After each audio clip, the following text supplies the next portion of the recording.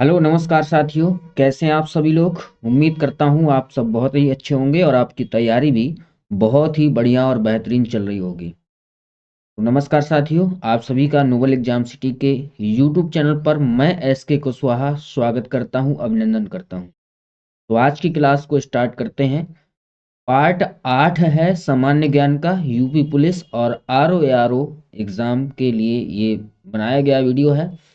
और इन क्वेश्चनों को आप बहुत ही अ, अच्छे से माइंड में बिठा लीजिएगा, क्योंकि राम जी भी कहते हैं कि हे परीक्षार्थी, परीक्षा में उपस्थित होने से पहले इन प्रश्नों को अपने मस्तिष्क में बिठा लेना, क्योंकि आपकी मेहनत ही आपका कल्याण कर सकती है। चलिए दोस्तों, लेट्स स्टार्ट।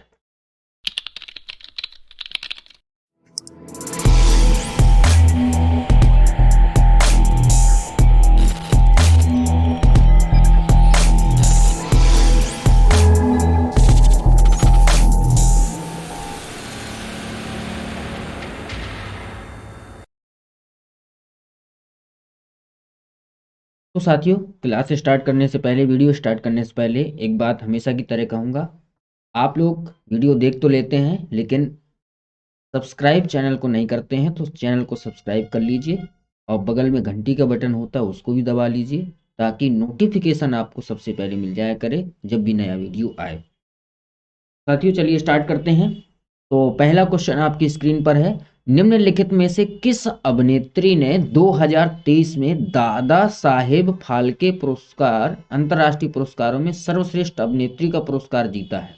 ठीक है, तो सही क्वेश्चन हो जाएगा दोस्तों option number A, Alia Bhatt. भट्टों में भट्ट, आलिया भट्ट, ये इस क्वेश्चन का सही आंसर हो जाएगा। फटाफट यहाँ पर हम जो है फटाफट अंदाज में क्वेश्चनों को करते चलेंगे, क्योंकि समय बहुत कम है आपके पास भी और हमारे पास भी। अगला क्वेश्चन है, विद्युत प्रतिरोध को किस इकाई में मापा जाता है? तो सिंपल सी बात है, विद्युत प्रतिरोध को किस इकाई मापा जाता है? ओम में मापा जाता है। ऑप्शन नंबर बी इस क्वेश्चन का सही आंसर होगा। अगर डिस्क्रिप्टिव में आंसर चाहिए, आप डिस्क्रिप्शन बॉक्स में जाइए, वहां से वेबसाइट में जाइए, वेबसाइट में आपको ये सारी चीजें अवेलेबल हो जाएंगी, डिस्क्रिप्शन में आप जो है पढ़ सकते हैं। क्लियर है दोस्तों? चलिए आगे बढ़ें अगले क्वेश्चन की ओर। चंद्रयान 3 के चंद्रमा पर उतरने वाले स्थान को किस नाम से जाना जाएगा? मोस्ट इंपॉर्टेंट क्वेश्चन है, इसको मैं 5 स्टार देना चाहूंगा यहाँ पर। तो किस नाम से जाना जाएगा? हिमशक्ति, भीम शक्ति, शिव शक्ति या हिमगरी? अपने ऑप्शन आंसर जो है कमेंट बॉक्स में कमेंट करते जाया करें। तो साथ ही इस क्वेश्चन का सही आंसर होगा शिव शक्ति पॉइंट। क्या होगा? शिव शक्ति पॉइंट इस क्वेश्चन का सही आंसर हो जाएगा। इस क्वेश्चन को आप जो है बहुत ही ध्यान से माइंड में बिठा लीजिएगा, पूछा जा सकता है, हाल ही का क्वेश्चन है। आगे बढ़ेंगे। हड़प्पा नगरों के निर्माण में प्रयुक्त प्राथमिक सामग्री क्या थी? पत्थर था, लकड़ी थी, पकी हुई ईंट थी या मिट्टी? तो सही आंसर होगा ऑप्शन नंबर सी, पकी हुई ईंट। क्या होगा? पकी हुई ईंट होगा। पकी हुई ईंटों का प्रयोग जो है सबसे अधिक किया जाता था। अगर ईंट का अनुपात पूछे तो 4:2:1 हुआ करता था। क्लियर है साथियों? बढ़ेंगे नेक्स्ट क्वेश्चन की ओर। भारत राज्य वन रिपोर्ट 2021 के संबंध में उत्तर प्रदेश के किस जिले में सबसे कम वन क्षेत्रफल है? ठीक है, सबसे कम वन क्षेत्रफल के अनुसार तो कहां पर है? तो ये हो जाएगा आपका ऑप्शन नंबर ए, भदोही। क्या हो जाएगा? ऑप्शन ए, भदोही इस क्वेश्चन का सही आंसर हो जाएगा। फटाफट अंदाज में यहां पर हम कर रहे हैं। आगे बढ़ेंगे अगले क्वेश्चन की ओर। अगले क्वेश्चन की ओर बढ़ेंगे। Open high Kylin open high open Kylin निम्नलिखित में से किस देश का पहला open source computer operating system है? ये पूछ रहा है। रूस का, अमेरिका का है, चीन का या फ्रांस का है? तो इस क्वेश्चन देखो, ओपन काइलिन जो है open source computer operating system है कि कहाँ का? चीन का। ऑप्शन नंबर सी इस क्वेश्चन का सही आंसर हो जाएगा। और चीन की मुझे जो है, चीन की मुद्रा, चीन की मुद्रा जल्दी से कमेंट करें, चीन की मुद्रा क्या है स्पीड में। अगला question, world wide fund for nature की स्थापना कब की गई थी? World wide fund for nature की स्थापना कब की गई थी? तो इस क्वेश्चन का सही आंसर हो जाएगा 1961। 1961। ठीक है, वन्य विश्व वन्य जीव कोष, विश्व वन्य जीव कोष, इसकी जो स्थापना की गई थी, कब की गई थी? 1961 में की गई थी। क्लियर है ना? चलिए भाई, और इसका मुख्यालय कहाँ है? ग्लैंड में। कहाँ है मुख्यालय? ग्लैंड में मुख्यालय है। ग्लैंड कहाँ है? स्विट्जरलैंड में। ठीक है, स्विट्जरलैंड में इसका मुख्यालय। चलिए दोस्तों, नेक्स्ट क्वेश्चन की ओर बढ़ेंगे। जैसे ही नदी मैदान में प्रवेश करती है, उसमें बड़े बड़े मोड़ आते हैं, जिन्हें कहा जाता है, क्या कहा जाएगा? ठीक है, तो ये क्वेश्चन हो जाएगा आप सही आंसर आपका विसर्प। क्या कहा जाता है? विसर्प। जैसे ही नदी बड़े बड़े मैदानों में आती है तो वो क्या करती है? मोड़ लेने लगती है, तो उसको कहा जाता है विसर्प कहा जाता है। क्लियर है ना? ठीक है। ऑक्सबो क्या कहा जाता है? जब जल जो है यू आकार ले लेता है। क्या ले लेता है? यू आकार ले लेता है। मान लीजिए नदी यहाँ से आ रही है और ऐसे करके ऐसे टर्न घूमती है, तो उस स्थान को क्या कहा जाता है? यू आकार कहा जाता है। तटबंध क्या कहा जाता है? नदियों के किनारों को तटबंध कहा जाता है। जहां पर बाढ़ की ज्यादा संभावना होती, वहां के किनारे जो है बांध बना दी जाती है, किनारे किनारे, उनको कहा जाता है तटबंध। ठीक है, विसर्प तो आप समझ गए, जो जहाँ बड़े बड़े मोड़ होते हैं उनको विसर्प कहा जाता है। ठीक है, और ढेर क्या कहा जाता है? ढेर जो है एक भूआकृति होती है, ठीक है, जिसमें तट के पास समुद्र में या खाड़ी हो। ठीक है, तो जो लहर के कटाव से, जैसे खाड़ी हो या कोई समुद्र हो, लहर के कटाव से जो बड़े बड़े गड्ढे बन जाते हैं, उनको क्या कहा जाता है? ढेर कहा जाता है। तो यहाँ पर अगर इस क्वेश्चन का सही आंसर हम पूछें, तो इस क्वेश्चन का सही आंसर ऑप्शन नंबर सी हो जाएगा। नेक्स्ट है, एटलस पर्वत किस महाद्वीप में स्थित है? एटलस पर्वत किस महाद्वीप में स्थित है? कमेंट करके जल्दी बताएं। बहुत सरल क्वेश्चन है और इंपॉर्टेंट भी है। पर्वत, विश्व की प्रमुख पर्वत श्रृंखलाएं जो है, ये आप अच्छे से याद कर लीजिएगा। तो एटलस पर्वत है सही आंसर। अफ्रीका होगा इस क्वेश्चन का। अफ्रीका महाद्वीप में स्थित है एटलस पर्वत। नाउ नेक्स्ट है, भारत के संविधान का कौन सा अनुच्छेद यह प्रदान करता है कि देवनागरी लिपि में हिंदी संघ की आधिकारिक भाषा होगी? तो पहले ही बता चुका हूं, अनुच्छेद क्या है? 343। इंपॉर्टेंट क्या है देखो, अनुच्छेद जो ये 343 दिया गया है, राजभाषा भाग 17 राजभाषा से संबंधित है। उसमें कौन कौन आपको याद करना है, ये याद समझ लीजिए। 343 आप अच्छे से पढ़ लीजिए। ठीक है, 343, 344 आप अच्छे से पढ़ लीजिए। 344 के अंतर्गत दो जो है आयोग गठित किए गए थे, राजभाषा आयोग। एक किया गया था 1955 में और एक किया गया था 1957 में। 1955 की जो अध्यक्षता की थी वो बीजी खेर ने की थी, बाला साहेब गंगाधर खेर। और 1957 की जो अध्यक्षता की गई की थी वो जीबी पंत ने की थी। ठीक है, प्रथम राजभाषा, क्वेश्चन पूछा जाता है प्रथम राजभाषा आयोग के अध्यक्ष कौन थे? तो बीजी खेर आंसर आपका सही हो जाएगा। तो 343 राजभाषा से संबंधित है। हिंदी की राजभाषा सॉरी भारत की राजभाषा हिंदी होगी, लिपि देवनागरी होगी और अंक होंगे भारतीय अंकों का अंतरराष्ट्रीय रूप। ये 300 किस में आ जाएगा? 43 में आ जाएगा। 344 में राजभाषा आयोग का गठन किया जाएगा और संसद समिति का गठन किया जाएगा, ये 344 कहता है। इसके बाद में आप 348 इंपॉर्टेंट है, 348 पढ़ लीजिएगा। 348 में कहता है कि सुप्रीम कोर्ट और हाई कोर्ट, ठीक है, सुप्रीम कोर्ट और हाई कोर्ट या कोई भी बिल पास होगा या कोई कानून बनाया जाएगा तो उसकी भाषा क्या होगी? तो उसकी भाषा वर्तमान में क्या है भैया? अंग्रेजी है। वर्तमान में क्या है? अंग्रेजी है। ये 348 हो गया। इसके बाद में 350 और 351, 350 और 351 भी आप अच्छे से याद कर लीजिएगा। 350 है व्यथा निवारण हेतु प्रयोग की जाने वाली भाषा और 351 है हिंदी का प्रचार प्रसार किसकी जिम्मेदारी होती है? संघ की जिम्मेदारी होती है। तो ये आपको कंठस्थ याद रहना चाहिए। ठीक है, हिंदी का प्रचार प्रसार संघ की जिम्मेदारी है। किस में दिया गया? अनुच्छेद 351 में दिया गया। सबसे ज्यादा पूछा जाने वाला आज तक का क्वेश्चन 351 और 343 है, इसलिए इनको बहुत ही अच्छे से आप पढ़ लीजिएगा। 343 में 3 है, 1 है, 2 है, 3 है, ये तीनों पढ़ लीजिएगा। ठीक है, इसमें आ जाता है 15 साल तक अंग्रेजी भाषा का प्रयोग किया जाएगा। संविधान लागू होने के बाद अंग्रेजी भाषा का प्रयोग कर सकते हैं। और अनुच्छेद 343 के 3 में 1963 में जोड़ दिया गया था कि संसद समिति द्वारा कि 15 वर्ष के बाद भी आप अंग्रेजी का प्रयोग कर सकते हैं। तो ये सारी डिटेल थी।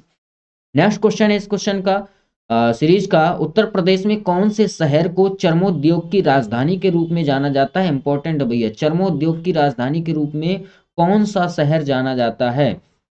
तो भैया इस क्वेश्चन का सही आंसर हो जाएगा कानपुर। क्या हो जाएगा? कानपुर इस क्वेश्चन का सही आंसर हो जाएगा, ऑप्शन नंबर बी। ठीक है भाई, चलिए नेक्स्ट क्वेश्चन की ओर बढ़ते हैं। पेठा नगरी आगरा हो जाएगी, आप जानते हैं पेठा नगरी क्या है, आगरा हो जाएगी। ठीक है बेटा, चलिए अगला क्वेश्चन है, निम्नलिखित में से कौन उष्णकटिबंधीय वन अनुसंधान संस्थान यानी कि TFRI का सही स्थान है? यानी कि ये कहाँ पर है? उष्णकटिबंधीय वन अनुसंधान संस्थान। तो ये मध्य प्रदेश में स्थित है, और मध्य प्रदेश के कहाँ पर? जबलपुर में। कहाँ पर स्थित है साथियों? मध्य प्रदेश के जबलपुर में स्थित है। इस क्वेश्चन का सही आंसर यहाँ पे हो जाएगा। ओके, नाउ नेक्स्ट, निम्नलिखित में से क्लोरोफार्म का रासायनिक नाम क्या है? देखिए कुछ पदार्थों के रासायनिक नाम आप ये जरूर याद कर लीजिएगा, जैसे फिटकरी का रासायनिक नाम क्या होता है, धोने वाले सोडा का नाम क्या होता है, खाने वाले सोडा का रासायनिक नाम क्या होता है। ये सारी चीजें जो है आप इनको याद करना है ना। ये आप जब याद कर लेंगे तो बहुत, देखो एक क्वेश्चन यहाँ से पूछा ही पूछा जाता है। तो भैया क्लोरोफार्म का रासायनिक नाम होता है ट्राइक्लोरोमेथेन। क्या होता है? ट्राइक्लोरोमेथेन। ट्राइक्लोरोमेथेन ये सही आंसर हो जाएगा। ये यहाँ पर गलत लिखा है, ट्राइक्लोरोमेथेन होता है, ट्राइक्लोरोमेथेन। ऑप्शन नंबर बी इस क्वेश्चन का सही आंसर हो जाएगा। ठीक है, चलिए नेक्स्ट, कह रहा है, तिलक के निर्वासन के बाद निम्नलिखित में से किस चरमपंथी नेता को बर्मा की मांडले जेल में निर्वासित किया गया था? ठीक है, बाल गंगाधर तिलक को वहां डाला गया था, उनके बाद जो है किस चरमपंथी नेता को बर्मा की जेल में डाल दिया गया? तो सही आंसर हो जाएगा RC दत्त, चित्तरंजन दास। ठीक है, ऑप्शन नंबर डी इस क्वेश्चन का सही आंसर हो जाएगा। अगले क्वेश्चन की ओर चलते हैं। नेक्स्ट क्वेश्चन है, कानून मामलों पर राज्य सरकार को सलाह कौन देता है? कानूनी मामलों पर राज्य सरकार को सलाह कौन देता है? तो कौन देगा भैया? भाई कानूनी अगर सलाह लेनी तो हम किससे लेंगे? वकील से लेंगे। लेकिन सरकार सरकार को देगा तो कौन देगा? वकीलों का वकील यानी कि महाधिवक्ता। क्या हो जाएगा? हिंदी में बोलते हैं अधिवक्ता, और अधिवक्ता का महान महाधिवक्ता। इस प्रकार से आप याद रख सकते हैं अपने मन में बना करके। इस क्वेश्चन का सही आंसर हो जाएगा ऑप्शन नंबर बी, महाधिवक्ता। और किस अनुच्छेद के अंतर्गत देता है? 194। किसके अंतर्गत? 194 के अंतर्गत।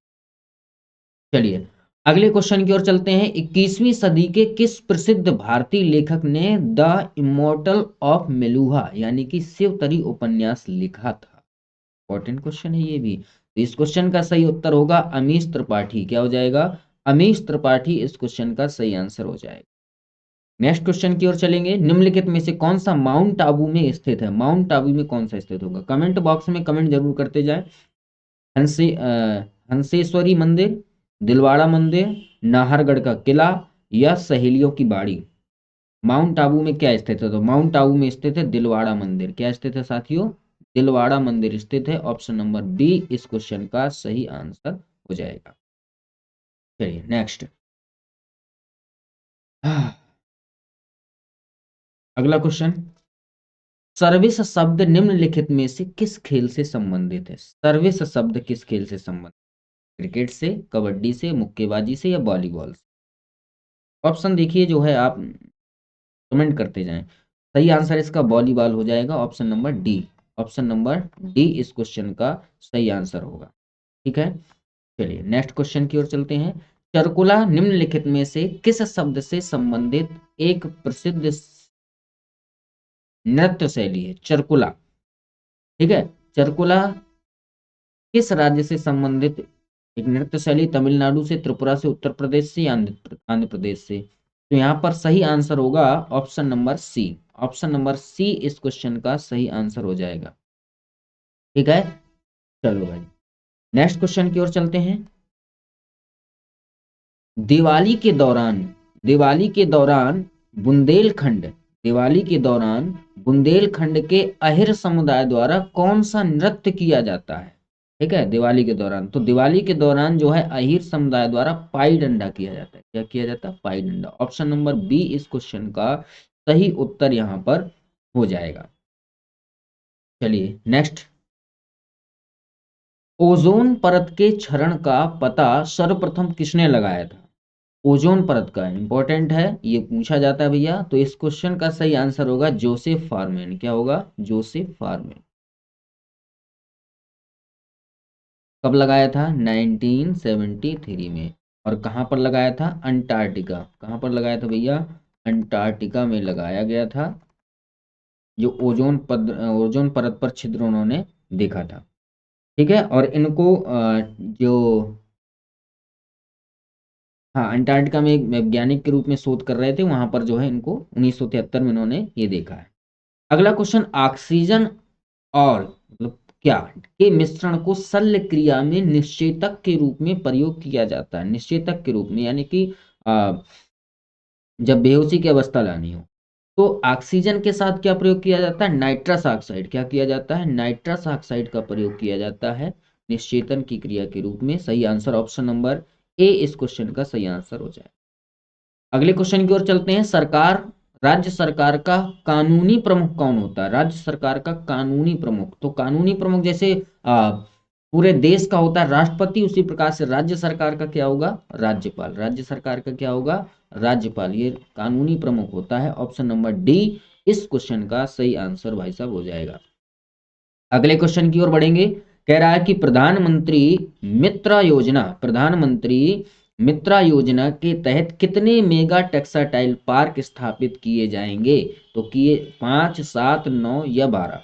कमेंट करते जाएं। तो इस क्वेश्चन का सही आंसर होगा option number B, 7 mega textile park जो है वो स्थापित किए जाएंगे। ऑप्शन नंबर बी इस क्वेश्चन का सही आंसर है। नाउ नेक्स्ट, केरल की मैनेजाइट रेत निम्न में से समृद्ध है? केरल की मैनाजाइट रेत कोयला से समृद्ध है, यूरेनियम से संबद्ध है, या थोरियम से संबंध है, या प्लेटिनम से संबंधित है? तो देखो इस क्वेश्चन का सही आंसर होगा थोरियम। क्या हो जाएगा? थोरियम। ये पूछा भी जाता है, कई एग्जाम में पूछा गया है कि केरल की जो मोनेजाइट रेत है उसमें क्या मिलता है? तो उसमें मिलता है दोस्तों थोरियम। क्या मिलता है? थोरियम मिलता है। ओके। नेक्स्ट क्वेश्चन, कर्क रेखा भारत के निम्नलिखित में से किस राज्य से नहीं गुजरती है? तो कर्क रेखा देखो भारत के कितने राज्यों से? 8 राज्यों से होकर गुजरती। कितने राज्यों से होकर गुजरती? 8 राज्यों से। अगर मैं मैप भी बनाना चाहूं, बता देता हूं जल्दी से। ये अपना हो गया प्यारा भारत। हालांकि उतना अच्छा नहीं बना पाता हूं, लेकिन काफी हद तक अच्छा बना लेता हूं, लेकिन घमंड नहीं करता हूं। ये हो गया अपना इंडिया, प्यारा भारत। तो सबसे पहले हम यहाँ ये जो लाइन है, ये वाली जो लाइन है, ये कौन सी है? ये है आपकी कर्क रेखा, 23.5 डिग्री उत्तरी अक्षांश, जिसको क्या बोलते हैं? 23.5 डिग्री उत्तरी अक्षांश। तो सबसे पहले यहाँ से चलते हैं, तो ये हो जाएगा गुजरात। सबसे पहला क्या आ जाएगा? गुजरात हो जाएगा। गुजरात। दूसरा आपका हो जाएगा राजस्थान।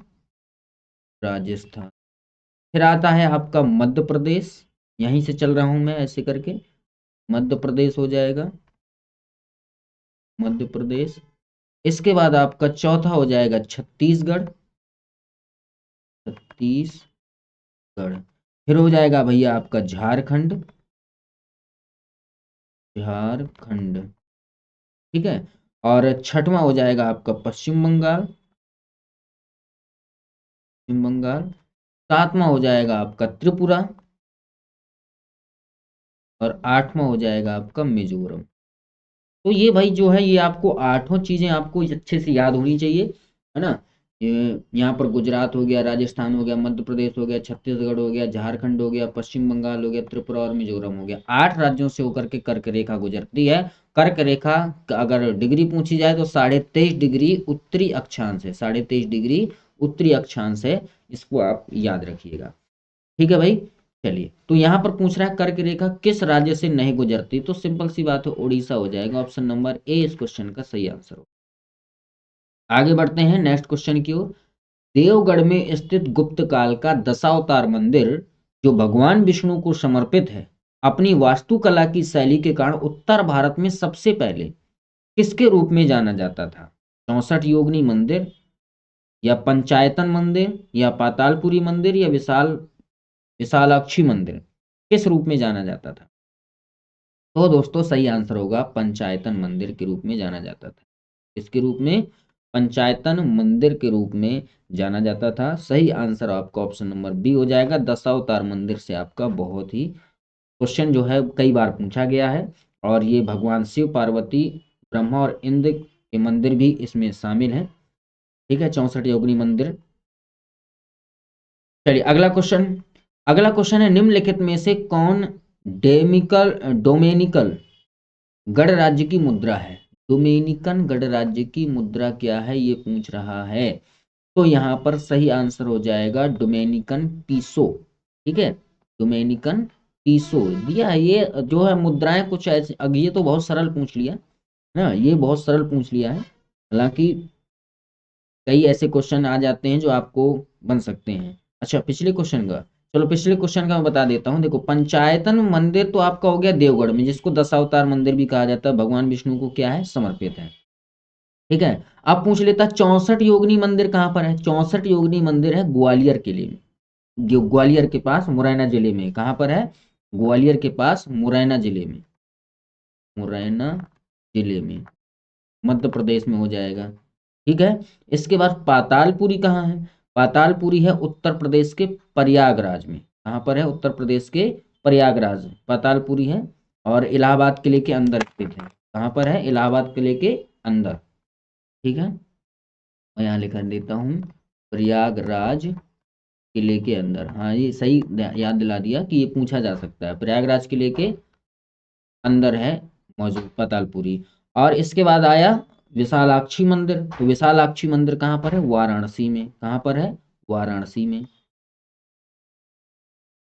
ठीक है, ये गंगा नदी के तट के ऊपर ही स्थित है। ठीक है, और 51 शक्तिपीठ में से एक इसको माना जाता है। तो इसका ऑप्शन नंबर डी, वो सॉरी, इस क्वेश्चन का सही आंसर बी था। ओके, अगले क्वेश्चन की ओर बढ़ते हैं। उत्तर प्रदेश राज्य विद्युत उत्पादन निगम लिमिटेड यानी यूपीआरबीयूएनएल का गठन कब किया गया था? ठीक है, जो उत्तर प्रदेश में विद्युत प्रोवाइड करवाती है। 25 अगस्त 1980, यही क्वेश्चन इस क्वेश्चन का सही आंसर हो जाएगा। ऑप्शन नंबर ए इस क्वेश्चन का सही आंसर होगा। 25 अगस्त 1980 में जो है इस कंपनी की स्थापना हुई थी। ठीक है, और कंपनी अधिनियम 1956 के अंतर्गत इसका निर्माण किया गया था। अगर किस कानून के तहत किया गया है निर्माण, तो कानून का निर्माण हो जाएगा, कानून के तहत जो हो जाएगा कंपनी अधिनियम, कंपनी अधिनियम 1956। कंपनी अधिनियम 1956 के अंतर्गत किया गया, लेकिन कब किया गया? 25 अगस्त 1980 को। आगे क्वेश्चन बढ़ते हैं। 2011 की जनगणना के अनुसार उत्तर प्रदेश के किस जिले की जनसंख्या सर्वाधिक है? तो किस जिले की संख्या सर्वाधिक है? प्रयागराज की, याद रखिएगा, प्रयागराज की जनसंख्या सर्वाधिक है। ठीक है, चलिए आगे बढ़ते हैं। अगर पूछे कि सबसे बड़ा जिला कौन सा है क्षेत्रफल के अनुसार, तो लखीमपुर खीरी हो जाएगा। और सबसे छोटा जिला पूछे तो हापुड़ हो जाएगा। किसके अनुसार? क्षेत्रफल के अनुसार। सबसे अधिक जनसंख्या कहाँ की है? प्रयागराज की। सबसे कम कहाँ की है? महोबा की। क्लियर है साथियों? चलिए अगला क्वेश्चन। निम्नलिखित में से कौन सा बंकिम चंद्र चटर्जी द्वारा लिखा गया है? चोखेर बाली, दुर्गेश नंदिनी, मैला आंचल या प्रतिज्ञा? चलिए जल्दी बताएं। तो इस क्वेश्चन का सही आंसर हो जाएगा Durgesh Nandini, option number B. Comment करते जाओ यार, ठीक है, कमेंट करते जाओ। इस क्वेश्चन का सही आंसर हो जाएगा दुर्गेश नंदी। बंकिम चंद्र चटर्जी द्वारा क्या लिखा गया है? दुर्गेश नंदिनी लिखा गया है। ठीक है, अच्छा, अब जो है चोखेर बाली किसके द्वारा लिखा गया है? चोखेर बाली लिखा गया है रविंद्रनाथ टैगोर द्वारा। रविंद्रनाथ टैगोर। ठीक है, अलग कलर ले लेता हूँ। रविन्द्रनाथ टैगोर के द्वारा लिखा गया है। अब मैला आंचल किसकी रचना है? ये भी बहुत पूछा जाता है। मैला आंचल लिखा है फणीश्वर नाथ रेणु ने। फणीश्वर नाथ रेणु। ठीक है, और प्रतिज्ञा किसने लिखी है? प्रतिज्ञा लिखी है मुंशी प्रेमचंद जी, प्रेमचंद। तो ये इंपॉर्टेंट है, इसका आप स्क्रीनशॉट ले सकते हैं। बंकिम चंद्र चटर्जी की हो जाएगी दुर्गेश नंदिनी। ओके साथियों, अगले क्वेश्चन की ओर बढ़ेंगे। अगला क्वेश्चन है, अमीर खुसरो के बारे में कौन सा कथन सत्य नहीं है? वह एक महान कवि थे, बिल्कुल इसमें कोई संदेह नहीं है। वह एक महान इतिहासकार भी थे, इसमें भी कोई संदेह नहीं है। उन्होंने हिंदी और उर्दू में कविताएं लिखी, बिल्कुल सही है। थोड़ा सा मिसप्रिंट हो गया है, ठीक है, तो ये भी सही है। उन्होंने हिंदू मुस्लिम एकता के लिए कार्य किया, तो ये हो जाएगा गलत, क्योंकि ऐसा कोई कार्य उन्होंने नहीं किया। तो ऑप्शन नंबर डी इस क्वेश्चन का सही आंसर यहाँ पर हो जाएगा। नेक्स्ट क्वेश्चन की ओर चलते हैं साथियों। अगला क्वेश्चन, किसी पदार्थ की ऊष्माधारिता मापने के लिए प्रयोगशाला में किस उपकरण का प्रयोग किया जाता है, उपयोग किया जाता है? ठीक है, ऊष्माधारिता मापने के लिए हाइग्रोमीटर, मैनोमीटर, कैलोरीमीटर या कोलोरीमीटर। तो इस क्वेश्चन का सही आंसर होगा कैलोरीमीटर। क्या हो जाएगा? कैलोरीमीटर। किसी भी पदार्थ में कितनी ऊष्मा है ये किससे मापा जाता है? कैलोरीमीटर से मापा जाता है ना। और इसमें हाइग्रोमीटर से आप सभी जानते हैं क्या किया जाता है। हाइग्रोमीटर से जल वाष्प की मात्रा निर्धारित की जाती है ना। और कोलोरोमीटर से क्या किया जाता है? कोलोरोमीटर से प्रकाश के विशिष्ट तरंग दैर्ध्य का मापन किया जाता है, ठीक है। अवशोषण की गणना की जाती है यहाँ पर तरंग दैर्ध्य की। चलिए दोस्तों, नेक्स्ट क्वेश्चन है, कह रहा है रविंद्रनाथ टैगोर। रविंद्रनाथ टैगोर, एक मिनट, यहाँ पर जो है सही है। रविन्द्रनाथ टैगोर द्वारा रचित जन गण मन के कितने छंद राष्ट्रीय गान में अपनाए गए थे? इंपॉर्टेंट है साथियों ये, इसको जो है आप स्क्रीनशॉट ले सकते हैं, इसको स्टार लगा। तो रविन्द्रनाथ जी का जो जनगण मन है वो केवल प्रथम छंद लिया गया है। कौन सा, कितना छंद लिया गया है? केवल प्रथम छंद लिया गया है, ये आप याद रखिएगा। और पहली बार इसको 27 दिसंबर 1911 को कलकत्ता अधिवेशन में गाया गया था। 1911 को कलकत्ता अधिवेशन में गाया गया था, ठीक है। ये भी पूछा जा सकता है कि जनगण मन प्रथम बार कब गाया गया था, तो 27 दिसंबर 1911 कहाँ के अधिवेशन में गाया गया था? कलकत्ता अधिवेशन में साथियों ये गाया गया था। चलिए अगला क्वेश्चन है, कह रहा है कि भारतीय संविधान के अनुच्छेद, कौन से अनुच्छेद के अनुसार वैज्ञानिक स्वभाव, मानवतावाद और जांच और सुधार की भावना विकसित करना भारत के प्रत्येक नागरिक का कर्तव्य होगा?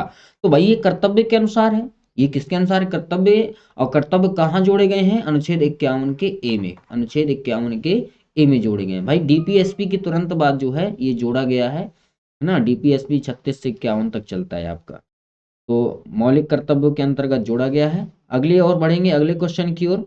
11 मौलिक कर्तव्य हैं, अगर पूछा जाए कितने मौलिक कर्तव्य हैं तो 11 मौलिक कर्तव्य। अगले क्वेश्चन की ओर चलेंगे, कह रहा वह सूफी संत कौन थे जिन्होंने कहा था कि भक्ति संगीत ईश्वर के करीब आने का एक तरीका है?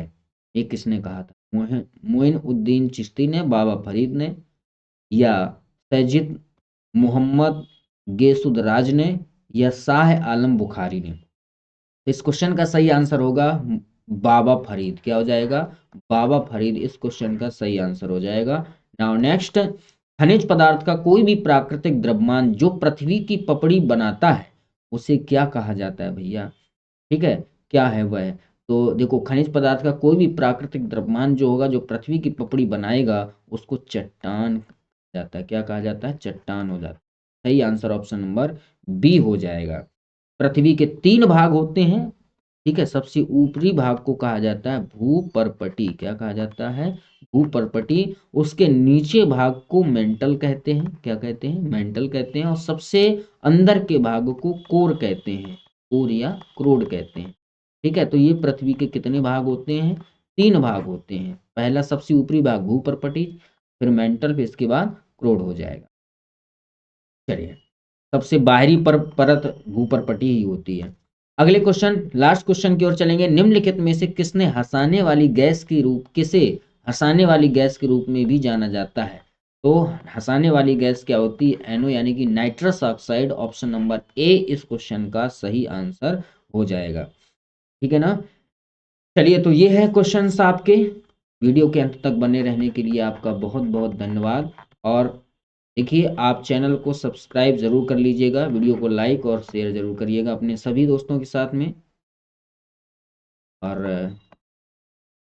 देखिए, अगर आप जो है ये क्वेश्चंस अच्छे से पढ़ लेंगे तो निश्चित तरीके से मैं कह सकता हूँ कि ये जो है आपके एग्ज़ाम में बहुत ही कारगर सिद्ध हो जाए।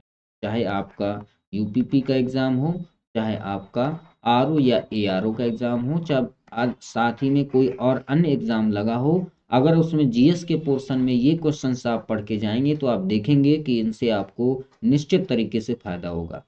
और इनका डिस्क्रिप्टिव आंसर अगर आपको चाहिए तो वेबसाइट में जा कर के वहाँ से आप को देख सकते हैं, बहुत ही विस्तृत आंसर। वहाँ से आप अगर एक क्वेश्चन का आंसर पढ़ेंगे विस्तृत रूप में तो आपका निश्चित तरीके से 4 या 5 क्वेश्चन आपके तैयार हो जाएंगे। मिलते हैं नेक्स्ट वीडियो में। जय हिंद, जय भारत।